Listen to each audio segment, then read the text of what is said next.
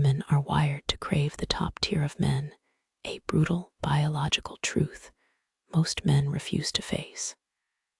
It's not politically correct. It's not fair. It's the raw, unfiltered reality of female attraction, a primal imperative etched into their DNA. I'm talking about hypergamy, and it's not some academic theory.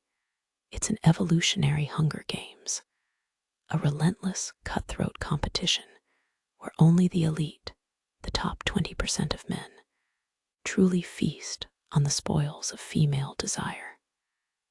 The rest, they're left scrambling for scraps, wondering why they're perpetually stuck in the friend zone or facing an endless string of rejections. Hypergamy isn't a choice. It's not something women consciously decide.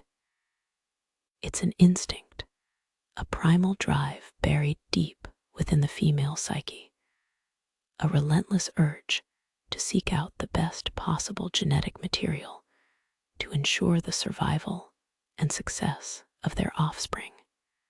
Think of it as a deeply ingrained biological imperative, a silent, powerful force that dictates their romantic choices far more than any romantic notions of love or personality.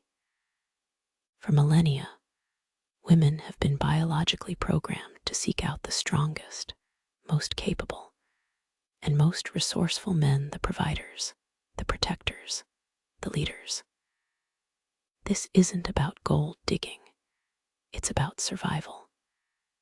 It's about ensuring their children have the best possible chance in a harsh and unforgiving world. And in the modern world, that translates to status, resources, and undeniable power. So, let me ask you, and I want you to answer this honestly to yourself. Are you one of the chosen few, one of that elite 20%?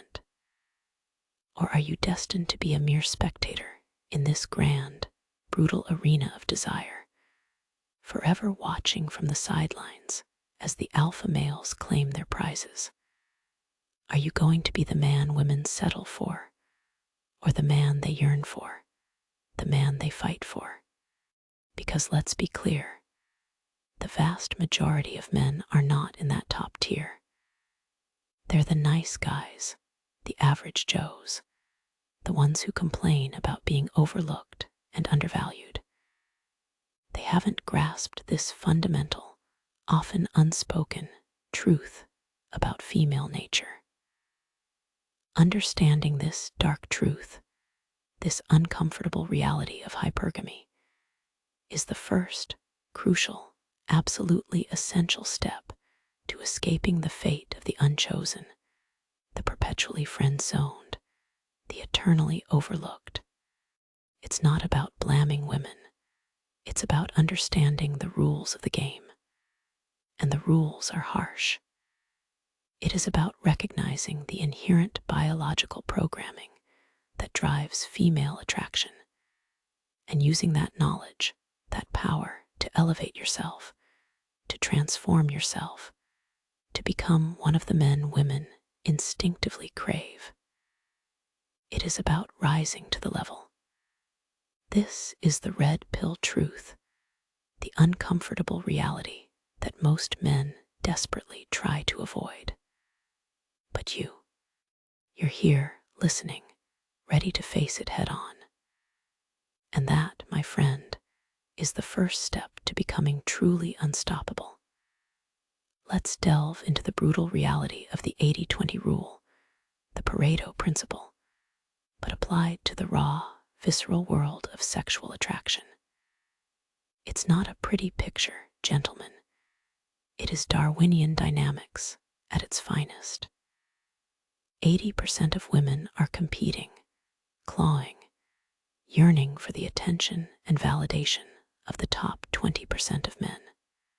This isn't some theoretical concept. This is the cold, hard truth playing out every single day, especially now. Think about it. Social media, dating apps, These aren't just tools, they're amplifiers. They've taken this already skewed dynamic and cranked it up to 11, to extreme levels. It's a hyper-competitive, hyper-selective digital meat market.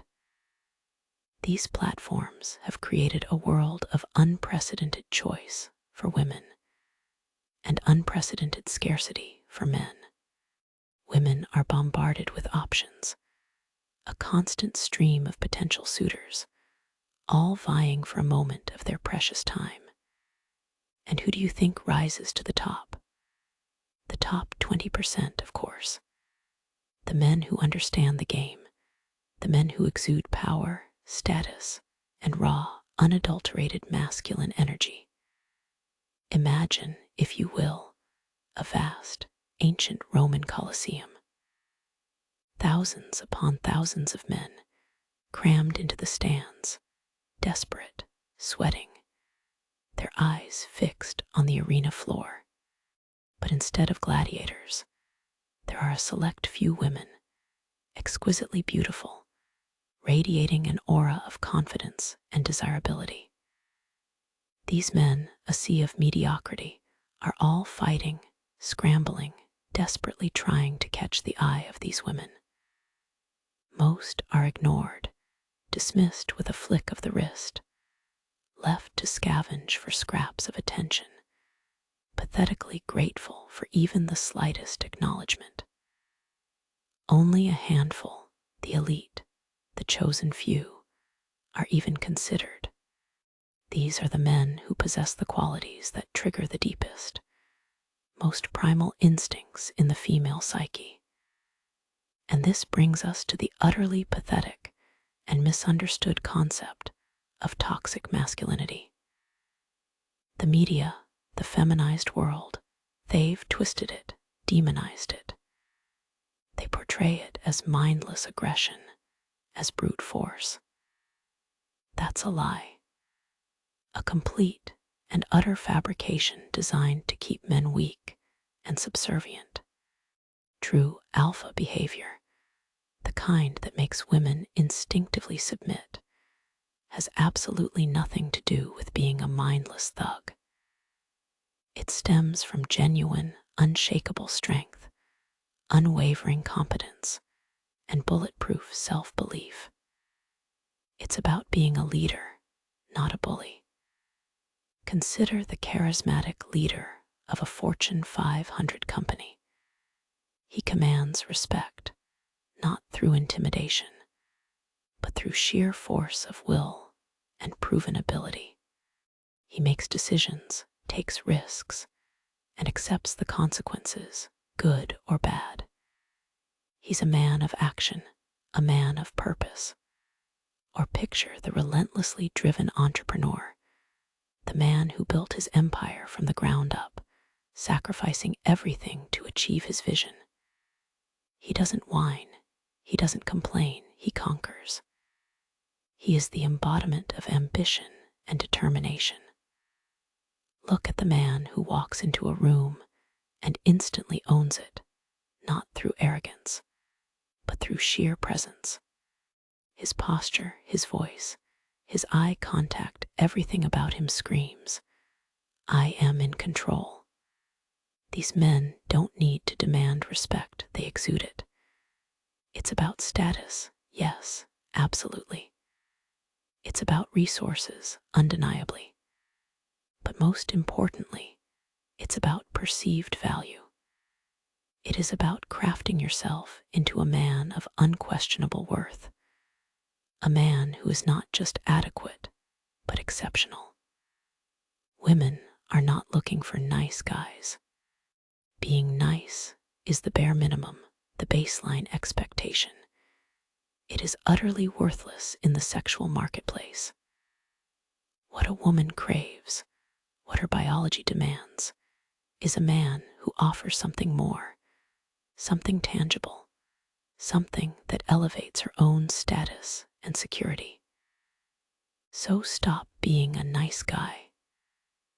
Start becoming a man of value, a man of power, a man who can provide, protect, and dominate.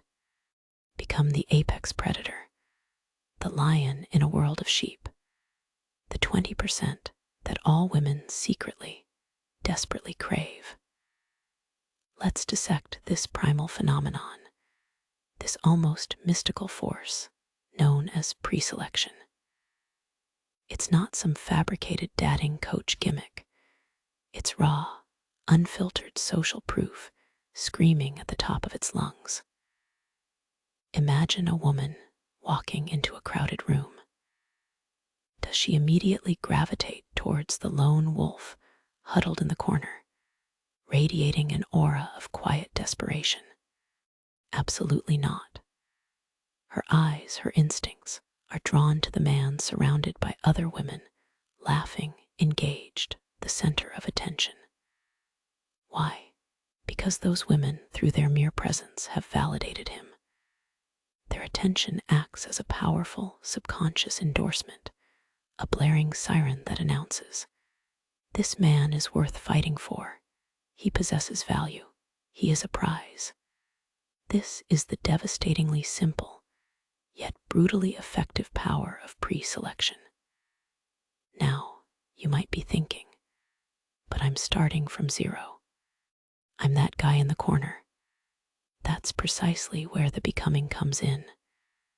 This isn't about elaborate schemes or deceptive tactics. It's about a fundamental, radical transformation. You must relentlessly upgrade every single facet of your existence. It's a holistic endeavor, a complete and utter rebirth.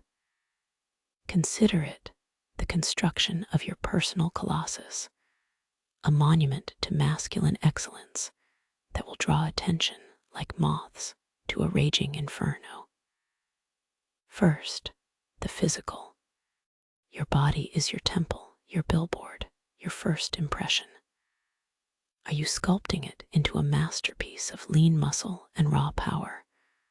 Or are you letting it decay into a monument of mediocrity? Hit the gym with the focused intensity of a warrior preparing for battle. Every drop of sweat, every agonizing rep is an investment in your future, a testament to your iron will. This isn't about vanity. It's about projecting strength, discipline, and vitality, the very essence of masculine appeal. Next, your finances. Money, while not the sole determinant of attraction, is undeniably a symbol of power, resourcefulness, and the ability to provide. Are you aggressively pursuing wealth, climbing the ladder of success with ruthless determination? Or are you content with scraping by, a mere peasant in the kingdom of hypergamy? Strive for financial independence, not to flaunt it, but to demonstrate your competence and mastery over your environment. Become a provider, a protector, a man capable of building an empire. Then, your social skills. Can you command a room, captivating your audience with your wit, charm, and undeniable charisma? Or do you shrink into the shadows, a silent observer in the theater of social interaction? Develop your communication skills, learn to tell compelling stories, master the art of genuine connection. Become a social magnet, a man who effortlessly attracts and engages others, radiating an aura of confidence and self-assuredness. And finally, your style. Your clothing, your grooming, your overall presentation, these are not superficial details. They are crucial elements of your personal brand, visual signals that communicate your status and self-respect. Dress with intention. Cultivate a style that reflects your personality and aspirations. Project an image of refined masculinity, a man who understands the power of aesthetics and attention to detail.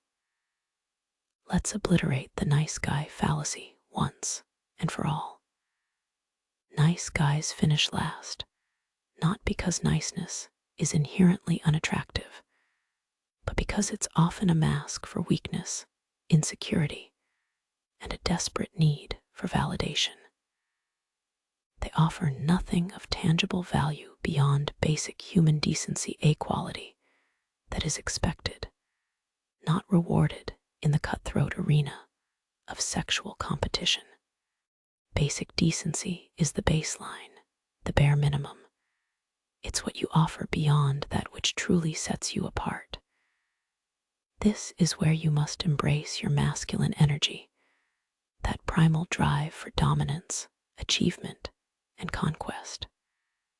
Cultivate ruthlessness, not in the sense of cruelty, but in the sense of unwavering focus and relentless pursuit of your goals.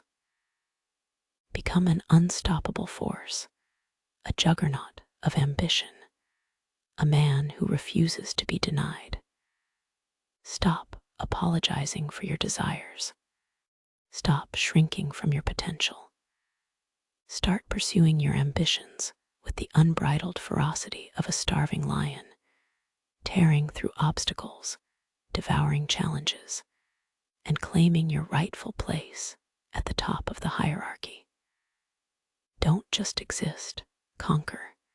Become so undeniably impressive, so overflowing with value, that pre-selection becomes an inevitable consequence, not a distant dream. The women will come, not because you chased them, but because you became a man worthy of being chased. Let's be brutally honest, the game is rigged. Hypergamy's Hunger Games is not a fair fight. The competition is absolutely fierce. The stakes are unbelievably high. And the cold, hard truth is that the vast majority of men will fail. They'll be left on the sidelines, watching, yearning, while the top echelon of men, that glorious, dominant 20%, bask in the adoration and attention they crave. They'll be the ones feasting on the spoils, the ones experiencing the intoxicating power of being chosen. But, and this is a crucial, but there is a glimmer of hope. It is not a false hope, filled with empty promises and platitudes.